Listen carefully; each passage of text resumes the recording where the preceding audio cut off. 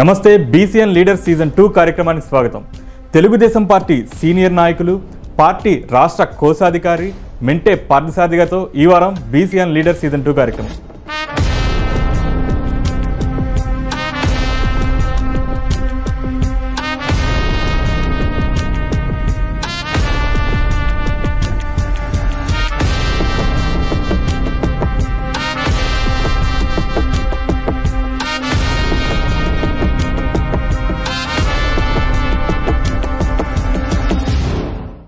పార్థసారథి గారు నమస్కారం సార్. నమస్తే. బీసీఎన్ ఛానల్ వారికి నమస్కారం. ఎలా ఉన్నారు సార్? ఫైన్, బాగుంది సార్. అయితే జిల్లాలోనే తెలుగుదేశం పార్టీ నాయకుల్లో మీరు సీనియర్. సో పార్టీ అధికారంలో ఉన్నా లేకపోయినా సిద్ధాంతాలకే కట్టుబడి ఉన్నారు. కానీ తగిన స్థాయిలో మీకు పదవులు రాలేదు అనిపిస్తుంది. దీనికి కారణం ఏమీ లేదు. జిల్లాలో అనేక సామాజిక వర్గాలు ఉన్నాయి. ప్రజలు ఆ సామాజిక వర్గాలను బట్టి ప్రాధాన్యత వస్తూ ఉంటుంది. ఆ ప్రకారంగానే నేను పార్టీ కమిట్మెంట్ తోటి పనిచేసాను. పార్టీ ఆవిర్భావం నుండి కూడా జిల్లా అధ్యక్షుడిగా కానీ, పట్టణ అధ్యక్షుడిగా కానీ, జనరల్ సెక్రటరీ కానీ, రాష్ట్ర ఆర్గనైజింగ్ సెక్రటరీగా కానీ, క్రమశిక్షణ కమిటీ మెంబర్గా స్టేట్లో అనేక పదవులు నేను నిర్వర్తించడం జరిగింది. నాకు ఎప్పుడు కూడా పార్టీలో మంచి గుర్తింపే ఉంది. చంద్రబాబు నాయుడు గారు, రామారావు గారి కాడ నుంచి చంద్రబాబు నాయుడు గారి దగ్గర నుంచి కూడా నాకు ఎప్పుడు కూడా వారితో సత్సంబంధాలు ఉన్నాయి. అనేక కారణాలు ఉంటాయి. దానికి ఒక కారణం అని మనం చెప్పలేం. కానీ నామినేటెడ్ పదవుల్లో నేను 2002లో ఆర్టీసీ జోనల్ చైర్మన్గా, స్టేట్ ఆర్టీసీ బోర్డు డైరెక్టర్గా చేశాను. అలాగే 2018లో మళ్ళీ రెండోసారి అదే ఆర్టీసీ జోనల్ చైర్మన్గా, బోర్డు డైరెక్టర్గా కూడా నన్ను నామినేట్ చేయడం జరిగింది. దానికి నేను మంచిగా సంస్థకి న్యాయం చేయడం కూడా జరిగింది. నన్ను పార్టీ రోజు చేసిన కృషికే నన్ను స్టేట్ పార్టీ ట్రెజరర్గా నన్ను చంద్రబాబు నాయుడు గుర్తించి ఆ పదవి ఇచ్చి నన్ను గౌరవించడం కూడా జరిగింది. 2019 ఎన్నికల్లో కేవలం 23 స్థానాలకే పరిమితమైన తెలుగుదేశం పార్టీ 2024 ఎన్నికల్లో 164 స్థానాలతో భారీ విజయాన్ని చేకూర్చుకుంది. అయితే ఇంతటి భారీ విజయానికి కారణం ఏంటంటారు? 2019లో అధికారం చేపట్టినటువంటి జగన్మోహన్ రెడ్డి గారి యొక్క అరాచక పరిపాలన, ప్రజాస్వామ్యాన్ని తొంగలో తొక్కి కేవలం కక్ష సాధింపు చర్యలకే ఆయన ప్రాధాన్యతనిచ్చి పోలీసు వ్యవస్థను చెప్పుచేతలో పెట్టుకుని ప్రతిపక్ష పార్టీలని అనగదొక్కడం అవనండి, వాళ్ళ యొక్క వాయిస్ని వినపడకుండా చేయడం అవనండి, అలాగే అన్ని రకాలుగా కూడా అన్ని సామాజిక వర్గాలు, అన్ని వ్యవస్థలను కూడా ఆయన భ్రష్టు పట్టించాడని చెప్పాలంటే. అలాగే ఆయన అధికారంలోకి వచ్చిన వెంటనే ఐఏఎస్, ఐపీఎస్ అధికారులతో సమావేశం పెట్టి ప్రజావేదికలో ఆ మర్నాడే ప్రజావేదికని సుమారు 10 కోట్ల రూపాయలతోటి నిర్మాణం చేసిన ప్రజావేదికని కూల్చేయడం జరిగింది. ఆ కూల్చివేతతోటి అతని యొక్క నైజం బయటపడింది. రాష్ట్ర ప్రజలందరూ కూడా గమనించారు. అతని యొక్క ఈ ఫ్యాక్సినిజం, అతని యొక్క కక్ష సాధింపు చర్యలకి, అలాగే పోలవరం ప్రాజెక్టు నిర్వీర్యం చేయడం కానీ, రివర్స్ టెండరింగ్ అని చెప్పి 72% పూర్తి అయినటువంటి పోలవరం ప్రాజెక్ట్ని రివర్స్ టెండరింగ్ అని చెప్పి దాన్ని నిర్వీర్యం చేయడం జరిగింది. అలాగే ఆయన ప్రతిపక్షంలో ఉండగా అమరావతి రాజధాని ఏకగ్రీవంగా ఆమోదించి 30,000 ఎకరాలు పైబడి ఉండాలని చెప్పి ఆయన ఏకగ్రీవంగా ఆమోదం తెలిపి అధికారంలోకి వచ్చిన తర్వాత 3 రాజధానులు అని చెప్పి తీసుకొచ్చి 3 ప్రాంతాలన్నీ కూడా చిచ్చుపడడం జరిగింది. అదే కాకుండా రాష్ట్రంలో ఆయన పాదయాత్రలు చేసినటువంటి అనేక వాగ్దానాలు చేశారు. అన్ని వాగ్దానాలు కూడా అమలు కానిటువంటి పరిస్థితి. ఉద్యోగస్తులకి సిపిఎస్ వారం రోజుల్లో నేను రద్దు చేస్తాను అన్నాడు, అది చేయాల. మద్యపాన నిషేధం అన్నాడు, మద్యపాన నిషేధం అంచెల వారీగా నేను నిషేధం తీసుకొస్తానన్నాడు.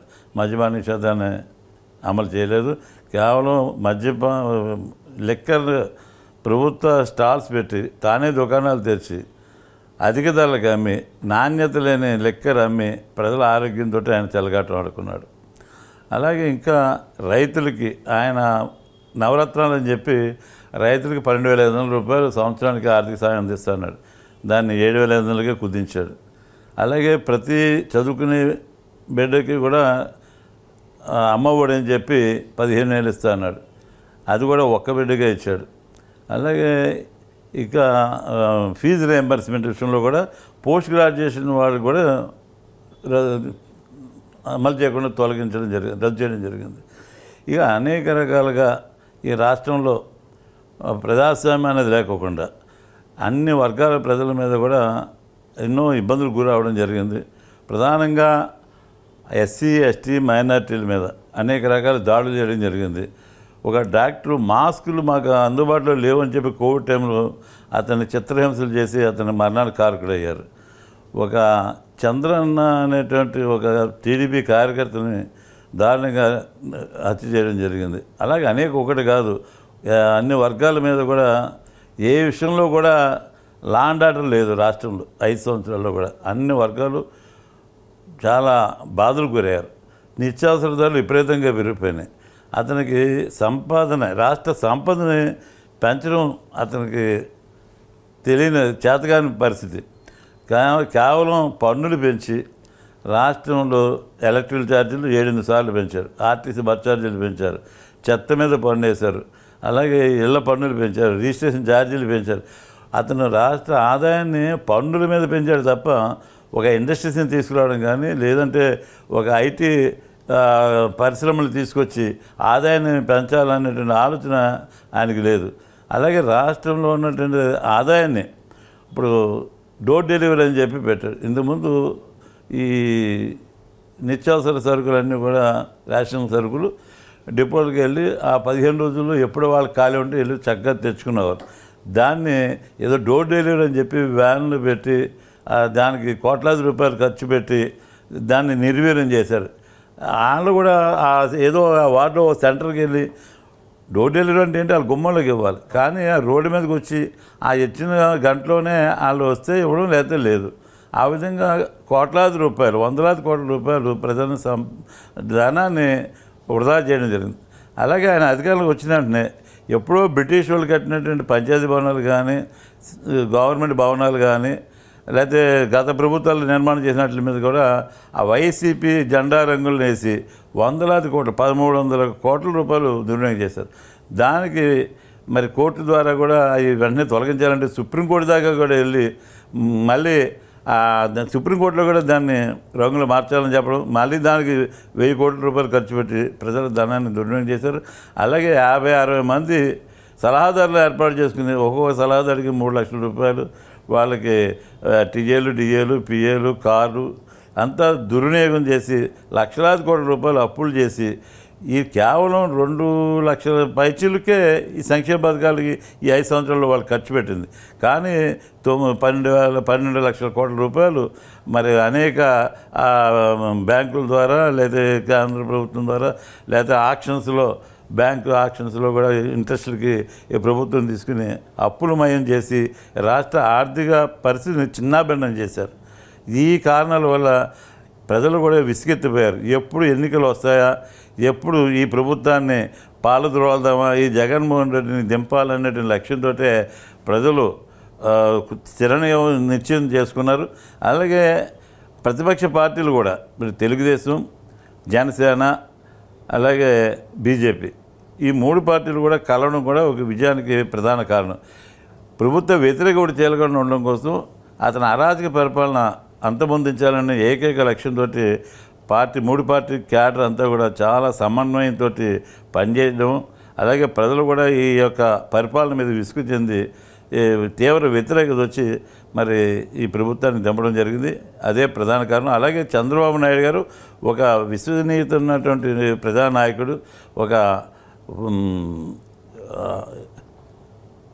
ఒక రాష్ట్రంలో మళ్ళీ దీన్ని గాడిలో పెట్టాలన్నా ఈ రాష్ట్రాన్ని అభివృద్ధి పథంలో నడిపించాలన్నా చంద్రబాబు నాయుడు సరైన వ్యక్తి అన్నటువంటి ప్రజల్లో ఒక విశ్వాసం ఏర్పడి చంద్రబాబు నాయుడిని ముఖ్యమంత్రి రావాలనేటువంటి కోరుకోవడం వల్లే ఇంత మెజార్టీ రావడం ప్రధాన కారణం. అలాగే ఈ ప్రజలు కూడా ఒకటే కంపేర్ చేస్తున్నారు. ఇక్కడ స్థానికంగా పోటీ చేసినటువంటి అభ్యర్థులను దృష్టిలో పెట్టుకోవాలి. చంద్రబాబు నాయుడు జగన్మోహన్ రెడ్డి పరిపాలన చూశారు, చంద్రబాబు నాయుడు గారు పరిపాలన చూశారు. ఈ రెండు పరిపాలన మధ్యన వ్యత్యాసాన్ని దృష్టిలో పెట్టుకునే ఈ రాష్ట్రానికి మళ్ళీ అభివృద్ధి చెందాలన్నా, ఈ పోలవరం ప్రాజెక్టు పూర్తి అవ్వాలన్నా, రాజధాని అమరావతి రాజధాని సమగ్రంగా అవ్వాలన్నా, ఇండస్ట్రీస్ రావాలన్నా, పెట్టుబడులు రావాలన్నా, మళ్ళీ చంద్రబాబు నాయుడు ఈ రాష్ట్రానికి ముఖ్యమంత్రి అవ్వాలన్నటువంటి అవగాహనతో అన్ని వర్గాల ప్రజలు, అటు మహిళలు అవని, వ్యాపారస్తులు అవని, రైతులు అవని, అన్ని వర్గాలు, యువత ఉద్యోగ అవకాశాలు లేవు. ఈ 5 సంవత్సరాల్లో ఎక్కడా కూడా ఒక్క ఉద్యోగం కూడా వచ్చిన పరిస్థితి లేదు. ఏదో వాలంటీర్లు ఉద్యోగాలు వేసాం అని చెప్పుకోవడం తప్ప, వాలంటీర్లకి ఉద్యోగాలు వేసి వాళ్ళకి ఏదో 5,000 రూపాయలు ఇచ్చి వాళ్ళ పార్టీ కార్యకర్తల కింద ఉపయోగించుకున్నారు తప్ప ఆ ప్రభుత్వ కార్యక్రమాలు ఉపయోగించుకునేది తక్కువ. కేవలం ప్రభుత్వం డబ్బుతోటి పార్టీని నడుపుకున్నారు. అలాగే కార్పొరేషన్లు ఏర్పడి 56 కార్పొరేషన్లు పెట్టి వాళ్ళకు కూడా జీతభత్యాలు ఇచ్చి ఆ పార్టీ కార్యకర్తలు అక్కడ ఫండ్స్ లేవు, ఆఫీస్ లేదు, కూర్చోవడానికి కుర్చీలు కూడా లేవు. ఇటువంటి పరిపాలన ఆయన సాగించాడు. అదే కాకుండా అతని పెనతండ్రి మాజీ పార్లమెంట్ సభ్యులు, మాజీ మంత్రి వివేకానంద రెడ్డి హత్య జరిగింది. దానికి సిబిఐ ఎంక్వైరీలో దోషులు ఎవరో నిర్ధారించడం జరిగింది. దాన్ని అతను మీద అవినాష్ రెడ్డిని ఆ కేసు నుండి ఏదో రకంగా బయట పెట్టాలని చెప్పి సిబిఐకి సహకరించుకోకుండా ముఖ్యమంత్రిగా ఉండి అతన్ని కాపాడడం కోసం అనేక ప్రయత్నాలు చేయడం కూడా జరిగింది. ఇవన్నీ కూడా ప్రజల్లోకి పోయినాయి. అలాగే కోడికత్తి డ్రామా, ఎన్నికల ముందు కోడికత్తి డ్రామాతోటి ఒక ఓటర్ని మభ్యపెట్టాలని, ఒక తీసుకోవాలని వివేకానంద రెడ్డి హత్య కూడా మరి సాక్షి పత్రికలో గుండెపోటు వాళ్ళు చనిపోయాడు అని చెప్పి, రక్తం మడుగులో ఉండి గొడ్డలపోటుతో ఉన్నటువంటి వ్యక్తిని ఎవరైనా మామూలు మనిషి కూడా హత్యనే చూస్తారు. గుండెపోటు వ్యక్తికి గాయాలుండవు, రక్తం రాదు. కానీ దాన్ని కూడా శుభ్రంగా మరి ఆయన శరీరాన్ని అంతా క్లీన్ చేసి కట్లు కట్టేసి మంచం మీద పడుకోబెట్టి అది గుండెపోటు చిత్రీకరణ చేసి దీనికి కారణం మళ్ళీ అదైపోయింది అక్కడితోటి. దాని తర్వాత హత్య అన్నారు, గొడ్డలపోటు అన్నారు. దీనికి కారణం చంద్రబాబు నాయుడు, ఆదినారాయణ రెడ్డి, లేకపోతే హైటెక్ రవి మీద ఆరోపణ చేసి ప్రజలు నమ్మించాలని చూశారు. ప్రజలు చాలా తెలివిగల వాళ్ళు, సరైన సమయంలో సరైన తీర్పు ఇచ్చి అతన్ని పంపించడం జరిగింది. ఈ రాష్ట్రంలో గతంలో ఎన్నడూ లేని విధంగా అత్యధిక మెజారిటీతోటి 164 స్థానాలు గెలవడం ఇది గొప్ప విషయం. మరి 11 స్థానాలకే ఆయన పరిమితం చేసి ప్రతిపక్ష హోదా కావాలంటాడు. ఆయన గతంలో చంద్రబాబు నాయుడు గారు 23 సీట్లతో గెలిస్తే నేను ప్రతిపక్ష నాయకుడు హోదా లేకుండా చేస్తానని చెప్పి అసెంబ్లీలో కూడా మాట్లాడిన వ్యక్తి ఇవాళ నాకు 11 సీట్లు వచ్చినా సరే నాకు ప్రతిపక్ష నాయకుడు హోదా కావాలని చెప్పి కోర్టుకి వెళ్ళినటువంటి మనిషిని ఈ భారతదేశంలో ఇతన్నే చూసాం తప్ప ఇంకెవరు కూడా ఏ ముఖ్యమంత్రి అటువంటి పరిస్థితుల్లో లేరు. ప్రజల యొక్క తీర్పుని గౌరవించాలి. ఇప్పుడు మేము గతంలో 21 సంవత్సరాలు తెలుగుదేశం ప్రభుత్వం అధికారంలో ఉంది, 21 సంవత్సరాలు ప్రతిపక్షంలో ఉన్నాం. ఎప్పుడు కూడా ప్రతిపక్షంలో ఉంటే పరిపక్ష పాత్రే పోషించాం, ప్రజల తరపునే పనిచేసాం, ప్రజల యొక్క విషయాల మీదే మాట్లాడాం. కానీ మేము ప్రతిపక్షంలో ఉన్నప్పుడు మమ్మల్ని అనేక మార్లు హౌస్ అరెస్టులు చేశారు. ఏదన్నా ప్రదర్శన చేస్తే అరెస్టులు చేసి కేసులు పెట్టారు. మాజీ మంత్రుల మీద, మాజీ శాసనసభ్యుల మీద తప్పుడు కేసులు బనాయించారు. చివరికి చంద్రబాబు నాయుడు గారి మీద కూడా ఏదో రకంగా కేసు పెట్టాలి, అతన్ని అరెస్ట్ చేయాలి, అతను జైలుకి 16 మాసాలు జైలు శిక్ష అనుభవించి జైల్లో ఉండి వచ్చాడు. అదే మాదిరిగా చంద్రబాబు నాయుడు కూడా ఇరికించాలి, అతను అప్రతిష్ట పాలు చేయాలి, దానివల్ల రాజకీయ లబ్ధి పొందాలని చెప్పి ఆయన కూడా తప్పుడు కేసు స్కిల్ డెవలప్మెంట్లో అవినీతి జరిగిందని చెప్పి ఏ సాక్ష్యాధారాలు లేకోకుండా అరెస్టులు చేసి సాక్ష్యాల కోసం ఎతకడం ప్రారంభించి 53 రోజులు ఆయన జైల్లో పెట్టడం. ఆయన జైల్లో ఉన్నప్పుడు పవన్ కళ్యాణ్ గారు మరి జనసేన నాయకులు ఆయన పరామర్శించడానికి వెళ్ళి నేను అవుట్రైట్గా తెలుగుదేశానికి బలపరుస్తున్నాను, సమర్థులైనటువంటి చంద్రబాబు నాయుడు ముఖ్యమంత్రిగా రావాలి ఈ రాష్ట్రానికి అని చెప్పి ఆయన పిలుపునివ్వడం. తెలుగుదేశం, జనసేన తర్వాత బీజేపీతో కూడా అలయన్స్ పొందిన ప్రధాన కారణం ఏంటంటే మనకి ఈ రాష్ట్రంలో ఏదైనా ఫండ్స్ రావాలన్నా కేంద్రం నుంచి అనుకూలమైన ప్రభుత్వం ఉంటేనే ఈ రాష్ట్రం అభివృద్ధి చేయడానికి అవకాశాలు ఉంటాయని చెప్పి బీజేపీతో కూడా మేము పొత్తు పెట్టుకోవడం జరిగింది. ఎన్డీఏ కూటమిలో ఉండి మరి 164 సీట్లు సాధించడానికి ప్రధాన కారణంగా మేము భావిస్తున్నాం. అయితే భీమవరం నియోజకవర్గాన్ని విషయానికి వస్తే భీమవరం నియోజకవర్గానికి జనసేనకి టికెట్ కేటాయించడం, అందులో మాజీ శాసనసభ్యులు అంజిబాబు గారికి టికెట్ ఇవ్వడం, ఆయనతో పాటు అటు తెలుగుదేశం భారతీయ జనతా పార్టీ కూడా కలిసి ముందుకు వెళ్ళి భారీ విజయాన్ని చేకూర్చారు. ఇంత మెజారిటీలో నియోజకవర్గంలో రావడం ఇదే మొదటిసారి. సో దీనికి కారణం ఏంటంటారు? ఇదంతా కూడా గత ప్రభుత్వం చేసేటువంటి అరాచక పరిపాలన మీద, అలాగే చంద్రబాబు నాయుడు ఈ రాష్ట్రానికి అత్యవసరం అనేటువంటి ప్రజలు భావించారు. ఈ రాష్ట్రం ముందుకు వెళ్ళాలన్నా, ఈ రాష్ట్రంలో ఉద్యోగ అవకాశాలు రావాలన్నా, ఇండస్ట్రీస్ రావాలన్నా, మళ్ళీ తిరిగి ఇతర రాష్ట్ర ప్రభుత్వాలు కానీ ముందు ఉండాలా అనే లక్ష్యంతో అత్యధిక మెజార్టీతో గెలుపొందడానికి ప్రధాన కారణాలు. అయితే ఎన్డీఏ కూటమి చెప్పిన సూపర్ 6 పథకాలు ఎప్పటి నుంచి అమల్లోకి వస్తాయి? ఆల్రెడీ ఇప్పుడు 4 రోజులు దాటింది ప్రభుత్వం ఏర్పడి. ఈ ప్రభుత్వం ఏర్పడిన తర్వాత రాష్ట్ర ఆర్థిక పరిస్థితి గురించి ఒక్కొక్క దాని మీద శ్వేతపత్రాలు కూడా విడుదల చేయడం జరుగుతుంది ముఖ్యమంత్రి చంద్రబాబు నాయుడు గారు. మరి ఆయన ఇప్పుడు వృద్ధాప్య పెన్షన్లు గతంలో ఉన్నటువంటి 3,000 4,000 చేసాం, వికలాంగులకి 3,000 నుంచి 6,000 చేసాం. ఇవన్నీ 1వ తారీఖుల్లో మొన్నటి నెల జూలై 1కి ఇచ్చాం, రేపు ఆగస్టు 1ని కూడా మళ్ళీ ఇవ్వబోతున్నాం. అలాగే మహాశక్తి సూపర్ 6 పథకాలు కూడా మరి చదువుకునే పిల్లలందరూ కూడా ప్రతి సంవత్సరానికి 15,000, ఒకళ్ళు ఉన్నా, ఇద్దరున్నా, ముగ్గురున్నా, ఎంతమంది ఉన్నా పిల్లలు ఇవ్వడానికి కూడా అవన్నీ కూడా తయారు చేస్తున్నాం. త్వరితంగానే అవి కూడా అమలు చేయడం జరుగుతుంది. అలాగే ఉచిత బస్సు మహిళలకి రాష్ట్ర జిల్లాలో దాన్ని కూడా అది ఏ రకంగా అమలు చేయాలనే దాన్ని కూడా ఇతర రాష్ట్రాల్లో జరుగుతున్నాయి. దాన్ని కూడా పరిశీలన చేసి ఒక ప్రణాళిక తయారు చేయడం జరుగుతుంది. సూపర్ 6 పథకాలు ఏవైతే మేనిఫెస్టోలో చంద్రబాబు నాయుడు గారు ఎన్డీఏ కూటమి ప్రకటించిందో ఆ సూపర్ 6 పథకాలు అన్నీ కూడా త్వరితంగానే అమలు చేయడానికి ప్రభుత్వం సంసిద్ధంగా ఉంది. అయితే భీమవరం పట్టణానికి చెందిన భూపతిరాజు శ్రీనివాస్ వర్మ గారికి నరసాపురం నుంచి ఎంపీగా పోటీ చేయడం, భారీ మెజార్టీతో విజయం సాధించడం, అలాగే కేంద్రంలో సెంట్రల్ మినిస్టర్ పదవి కూడా ఆయన రావడం జరిగింది. సో దీని మీద మీరు ఎలా స్పందిస్తారు?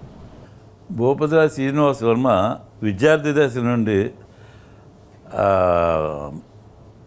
భారతీయ జనతా పార్టీ విద్యార్థి సంఘం నుండి కూడా అతను పనిచేయడం జరిగింది. అలాగే గత 30 సంవత్సరాల నుంచి కూడా బీజేపీలో ప్రముఖ పాత్ర వహించాడు. చిన్న వయసులో ఉన్నప్పటికీ కూడా అతను మున్సిపల్ కౌన్సిలర్గా, నేను భీమవరం మున్సిపల్ ఎన్నికల్లో కూడా ఆయనకి మేము భారతీయ జనతా పార్టీకి టికెట్ ఇచ్చి మా కూటమిలో కొడుగుడు గోవిందరావు చైర్మన్గా ఉన్నప్పుడు ఆయన కూడా కౌన్సిలర్గా మేము గెలిపించుకోవడం జరిగింది.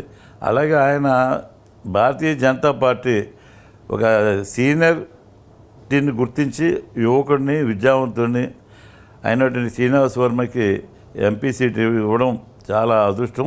అలాగే ఆయన కేంద్రంలో కూడా సహాయ మంత్రిగా మోడీ గారు గుర్తించి పదవి ఇవ్వడం ఈ నియోజకవర్గంలో కాదు, పార్లమెంట్ నియోజకవర్గంలో అందరూ కూడా హర్షించారు, ఆనందాన్ని వ్యక్తం చేశాం. మేము కూడా, నాకు కూడా శ్రీనివాస్ వర్మ చాలా సన్నిహితుడు, నేనంటే చాలా అభిమానంగా ఉంటారు. అలాగే ఆయనను కూడా మేము ఎప్పుడు కూడా ఎంతో గౌరవించేవాళ్ళం.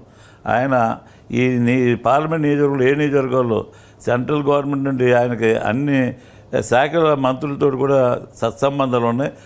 అక్కడ సెంట్రల్ గవర్నమెంట్ ఏ విధమైన ప్రణాళికలున్నా, నిధులున్నా ఈ పార్లమెంట్ నియోజకవర్గానికి అభివృద్ధి పథంలో నడిపించడానికి ఆయన కృషి చేస్తారని చెప్పి విశ్వాసం మా అందరిలోనూ, ప్రజలందరిలో కూడా ఉంది. ఎన్డీఏ కూటమి ఏర్పడడానికి ప్రధాన కారణం జనసేన అధినేత డిప్యూటీ సీఎం పవన్ కళ్యాణ్ గారు. సో ఇప్పుడు నామినేటెడ్ పదవులు ఏ విధంగా ఉండబోతాయి అంటారు? ఏ రకంగా ఎన్డీఏ కూటమిలో శాసనసభ స్థానాలని మేము విభజించుకున్నాము, అదేవిధంగా రేపు పొద్దున్న రాబోయే నామినేటెడ్ పదవుల్లో కూడా అధిష్టాన వర్గాలు అంటే తెలుగుదేశం పార్టీ, బీజేపీ, జనసేన అధిష్టాన వర్గంలో వాళ్ళు కూర్చుని ఏ రకంగా నామినేటెడ్ పదవులు భర్తీ చేయాలన్న దాని మీద ఒక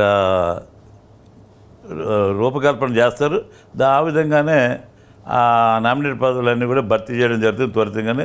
నెల 10 రోజుల్లోనే అన్ని కార్పొరేషన్ చైర్మన్ కానీ, ఎండోమెంట్స్లో కానీ, మార్కెటింగ్ యార్డులు కానీ అన్ని పదవుల్లో కూడా ఒక నిష్పత్తి ప్రకారంగా కొంత పర్సెంటేజ్ తెలుగుదేశం, జనసేన, బీజేపీ ఈ 3 పార్టీలకి నామినేట్ పదవులు అందజేయడం జరుగుతుంది. అలాగే జలవనరుల శాఖ మంత్రిగా పాలకొల్లు ఎమ్మెల్యే నిమ్మల రామానాయుడు గారు ఉండడం జరిగింది. డెల్టా ప్రాంతంలో ఉన్న కాలువలు వాటి అభివృద్ధికి ఆయన ఎంతవరకు సహాయం చేస్తారు? తప్పనిసరిగా ఈ 5 సంవత్సరాలు మురికి కాలువలు కానీ, పంట కాలువలు కానీ ఎక్కడ ఒక్క తట్టుడి మట్టి తీసిన పరిస్థితి లేదు. ఎక్కడ గుర్రబడక కిక్కిస్తూ పూర్తిగా నిండిపోయి ఉన్నాయి. ఓ మాదిరి వర్షాలు, వరదలే కాదు, ఓ తుఫాను కాదు, ఒక మాదిరి అధిక వర్షాలు కురిసినా సరే చాలా నీరు నిలిచిపోయి పంటలు నాశనవి, రైతు పూర్తిగా నష్టపోయిన పరిస్థితి. నిమ్మల రామానాయుడికి ఇది 3వసారి ఆయన హ్యాట్రిక్. పాలకొల్లు శాసనసభ్యుడిగా, రాష్ట్రంలోనే ఒక శాసనసభ్యుడిగా ఆయన కష్టాన్ని పార్టీ గుర్తించింది. ఆయన ఎప్పుడు ప్రజలతోటి మమేకమే ఉన్నారు. ప్రతి విషయంలో కూడా ఆయన ఎప్పుడు నిత్యం ప్రజలతోటి సత్సంబంధాలు ఏర్పరచుకోవడం వల్లే మన అత్యధిక మెజార్టీతో ఆయన గెలుపొందడం జరిగింది. అలాగే పార్టీ అధిష్టానం కూడా చంద్రబాబు నాయుడు కూడా ఆయన గుర్తించి ఆయనకి జలవనరుల శాఖ మంత్రి పదవిని ఇవ్వడం జరిగింది.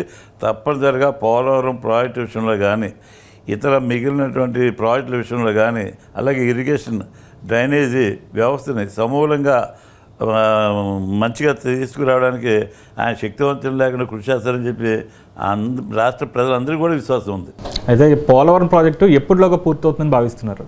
పోలవరం ప్రాజెక్టు 72% చంద్రబాబు నాయుడు గారు సోమవారం పోలవరం అనే కాన్సెప్ట్లో ఆయన పనిచేయడం జరిగింది. ఆయన అధికారంలో ఉన్న 2014 నుంచి 2019 వరకు. దాన్ని జగన్మోహన్ రెడ్డి గారు ముఖ్యమంత్రి అయిన తర్వాత కేవలం దాన్ని నిర్వీర్యం చేసి ఆ కాలయాపన చేసే ఒక 2% కూడా ఆయన 5 ఏళ్ళలో పని పూర్తి చేయలేకపోయారు. దాన్ని చంద్రబాబు నాయుడు గారు ఇప్పుడు ఆ బండ్ కాపర్ డ్యాము, తర్వాత ఇంకొకటి ఉంది, అవన్నీ కూడా ఇవాళ విదేశీ నిపుణులను కూడా తీసుకొచ్చి దాన్ని పరిశీలన చేసి దాన్ని ఏ విధంగా చర్యలు తీసుకోవాలి, ఏ విధంగా పూర్తి చేయాలనే దాని మీద ఎప్పటికే ఆయన ఒకసారి సందర్శించడం జరిగింది. అలాగే విదేశీ నిపుణులు కూడా రావడం జరిగింది. అవన్నీ కూడా త్వరితగతిని పూర్తయ్యేలాగా 2026 సంవత్సరానికి ప్రాజెక్టు పూర్తయ్యేలాగా యుద్ధ ప్రాతిపదికన చర్యలు తీసుకోవడానికి చంద్రబాబు నాయుడు గారు ముందు సంసిద్ధతను వ్యక్తం చేశారు. అలాగే కేంద్ర ప్రభుత్వం కూడా ఈ పోలవరం ప్రాజెక్టు పూర్తి అవ్వడానికి పూర్తి సహాయ సహకారాలు మేము అందిస్తాం. ఆర్థికంగా అన్ని రకాలుగా కూడా కేంద్రం కూడా చెప్పడం మీద 2026కి పూర్తవుతుందని రైతాంగం అంతా భావిస్తున్నారు. పోలవరం ప్రాజెక్టు అయితే త్రాగునీరుకి, సాగునీరుకి రాష్ట్రంలో ఎక్కడ ఇబ్బంది లేని పరిస్థితి ఉంటుందని చెప్పి మా అందరి యొక్క ఆలోచన. అలాగే కేంద్రం నుండి రాష్ట్రానికి ఎటువంటి సహాయ సహకారాలు ఉంటాయని భావిస్తున్నారు? రాష్ట్రం 2014లోనే రాష్ట్ర విభజన జరిగినప్పుడే 16,000 కోట్ల లోటు బడ్జెట్ తోటి మనం విడిపోవడం జరిగింది. 2014 నుంచి 2019 వరకు చంద్రబాబు నాయుడు గారు ఒక విలక్షణమైనటువంటి ఆలోచనతో ఒక 2020 అభివృద్ధి పదంలో ఆయన తీసుకెళ్ళడం జరిగింది. అలాగే ఇప్పుడు కేంద్రంలో కూడా బీజేపీ ఎన్డీఏ కూటమి అధికారంలో ఉంది కాబట్టి మొన్న కూడా 15,000 కోట్ల రూపాయలు పోలవరం ప్రాజెక్టు కోసం నిధులను కేటాయించడం జరిగింది. అలాగే ఇతర రైల్వే ప్రాజెక్టులకు కానీ, ఇతర అభివృద్ధి కానీ, నేషనల్ హైవేస్కి కూడా నిధులు ఎక్కువ రావడానికి చంద్రబాబు నాయుడు గారు ఎక్కువ నిధులు రప్పించుకోవడానికి ఎక్కువ అవకాశం ఉన్నాయి. తప్పనిసరిగా కేంద్రం పూర్తి సహాయ సహకారాలు అందిస్తామని చెప్పి ప్రధానమంత్రి మోడీ గారు, అమిత్ షా గారు, నడ్డా గారు కూడా స్పష్టంగా పత్రికా విలేకరులను పార్లమెంట్లో కూడా చెప్పడం జరిగింది. కాబట్టి రాష్ట్రం ఈ 5 సంవత్సరాల్లో మళ్ళీ పూర్వ వైభవాన్ని వస్తుందని చెప్పి ప్రజలందరి యొక్క ఆకాంక్ష. అలాగే భీమవరం నియోజకవర్గ అభివృద్ధికి ఒక స్థానిక సీనియర్ నాయకులుగా మీరు ఎలాంటి సూచనలు, సలహాలు ఇస్తారు? భీమవరం నియోజకవర్గంలో ఈ 5 సంవత్సరాలు పూర్తిగా నిర్వీర్యం అయిపోయిందని చెప్పాలి. కేవలం సంక్షేమ పథకాలు అనే దృష్టిలో పెట్టుకున్నారు తప్ప రోడ్ల వ్యవస్థ పూర్తిగా నాశనం అయిపోయింది. డ్రైనేజీ ఇవి కూడా పోయినాయి పూర్తిగా. కంపోస్ట్ యార్డు ఇప్పటివరకు పూర్తి చేయలే. అలాగే 3 బ్రిడ్జిలు వైట్ డ్రైన్ మీద ఎప్పుడో 2004లో నిర్మాణం చేశారు. ఇప్పటి వరకు వాళ్ళకి అప్రోచ్లు లేవు.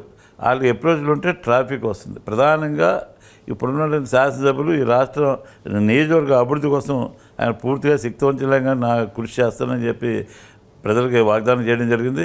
ఆ 3 బ్రిడ్జిలు అప్రోచ్లు పూర్తి అవ్వాలి, కంపోస్ట్ యార్డ్ పూర్తి అవ్వాలి, అమృత పథకం మంచినీటి సౌకర్యం కలిగించాలని చెప్పి తెలుగుదేశం ప్రభుత్వం హయాంలోనే 100 కోట్లు గ్రాంటు తీసుకురావడం జరిగింది ఈ మన శాసనసభ్యులు పులపతి రామాంజనేయులు గారు. దాన్ని కూడా మళ్ళీ తర్వాత 40 కోట్లు మళ్ళీ దాన్ని పెంచడం జరిగింది. అది కూడా పూర్తి అవ్వలేదు ఇప్పటివరకు కూడా. దాన్ని త్వరితంగా పూర్తి చేసి మంచినీటి ఇబ్బంది లేకుండా చూడాల్సిన బాధ్యత నియోజకవర్గ శాసనసభ్యుల మీద ఉంది. గతంలో తెలుగుదేశం పార్టీ అధికారంలో ఉండగా మీరు 2 సార్లు ఆర్టీసీ జోన్ చైర్మన్గా పనిచేశారు. సో మళ్ళీ తెలుగుదేశం పార్టీ అధికారంలో ఉంది. ఈసారి అంతకు మించి పదవులు వస్తాయని ఎక్స్పెక్ట్ చేయొచ్చా? తప్పకుండా చంద్రబాబు నాయుడు గారు నేను చేసినటువంటి పార్టీ సేవలను గుర్తిస్తారు. తప్పనిసరిగా ఒక మంచి అధికారంలో పార్టీలో ప్రభుత్వంలో మంచి పదవి వస్తుందని చెప్పి నేను ఎక్స్పెక్ట్ చేస్తున్నాను. అలాగే భీమవరంలో తెలుగుదేశం పార్టీ జనసేన పార్టీ కార్యకర్తల మధ్య సమన్వయం ఏ విధంగా ఉందని భావిస్తున్నారు? మంచిగా ఉంది. మన ఎన్నికల్లో కూడా ఎక్కడ కూడా భిన్నాభిప్రాయాలు లేదు. ఏకాభిప్రాయంతో 3 పార్టీ నాయకులు కూడా పనిచేసాం. కార్యకర్తలు నాయకులు అందరూ కూడా ఇప్పుడు కూడా ఎక్కడ కూడా ఇప్పుడు ఇవాళ అధిక వర్షాల వల్ల ఎనభై డ్రైన్ పొంగడం వల్ల కూడా కొన్ని లోతట్టు ప్రాంతాలన్నీ కూడా జలమన్నాయని దాన్ని కూడా ఆ ప్రజలకి ఆహారం సరఫరా చేయడం కానీ మంచినీరు సరఫరా చేయడంలో కానీ జనసేన తెలుగుదేశం బీజేపీ కార్యకర్తలు సమన్వయంగానే మేము కృషి చేయడం జరిగింది. భవిష్యత్తులో కూడా ఈ 3 పార్టీ నాయకులు అంతా కూడా పనిచేస్తాం, ప్రజల యొక్క మంచి కోసం పనిచేస్తామని చెప్పి మాకు విశ్వాసం ఉంది. సార్ చివరిగా మా బీసీఎన్ లీడర్ కార్యక్రమం ద్వారా కూటమి పార్టీ శ్రేణులకి కార్యకర్తలకి ఏం చెప్దాం అనుకుంటున్నారు? ప్రజల సంక్షేమం ఈ రాష్ట్ర అభివృద్ధి కోసమే కూటమి నాయకులని కార్యకర్తలని నిర్విరామంగా కృషి చేయడం జరుగుతుంది. చంద్రబాబు నాయుడు గారు ఈ రాష్ట్ర అభివృద్ధి కోసం ఇప్పటికే అన్ని ప్రయత్నాలు చేస్తున్నారు. ఇప్పటికే కొంత పెట్టుబడిదారులు రాష్ట్రానికి రావడానికి ముందుకు వస్తున్నారు. అలాగే అమరావతి రాజధాని కూడా పూర్తి స్థాయిలో అభివృద్ధి చేయడానికి అన్ని ప్రణాళికలు సిద్ధం చేయడం జరిగింది. ఐటీ పరిశ్రమను కూడా మన రాష్ట్రానికి వచ్చినట్లయితే ఉద్యోగ అవకాశాలు పెరుగుతాయి. అలాగే ఈ 5 సంవత్సరాల్లో 20 లక్షల ఉద్యోగ కల్పన చేయాలని చెప్పి లక్ష్యంగా టార్గెట్ పెట్టుకోవడం జరిగింది. ఈ నిరుద్యోగులుగా ఉన్న వారందరూ కూడా ఉద్యోగ అవకాశాలు కల్పించడం కోసం కూడా ఈ ప్రభుత్వం కృషి చేస్తుందని చెప్పి విశ్వాసం ప్రజల్లో ఉంది. సారథి గారు ఇంతసేపు మా బీసీఎన్ లీడర్ కార్యక్రమంలో పాల్గొని మీ అభిప్రాయాలు మాతో పంచుకున్నందుకు మా బీసీఎన్ యాజమాన్యం ద్వారా మీకు ధన్యవాదాలు తెలియజేసుకుంటున్నాను. మీకు కూడా నా ధన్యవాదాలు తెలియజేస్తున్నాను. ఇది ఈ వారం తెలుగుదేశం పార్టీ సీనియర్ నాయకులు పార్టీ రాష్ట్ర కోశాధికారి మెంటే పార్థసారథి గారితో బీసీఎన్ లీడర్ సీజన్ 2 కార్యక్రమం. వచ్చే వారం మరొక లీడర్తో మళ్ళీ కలుద్దాం. అంతవరకు సెలవు, నమస్కారం.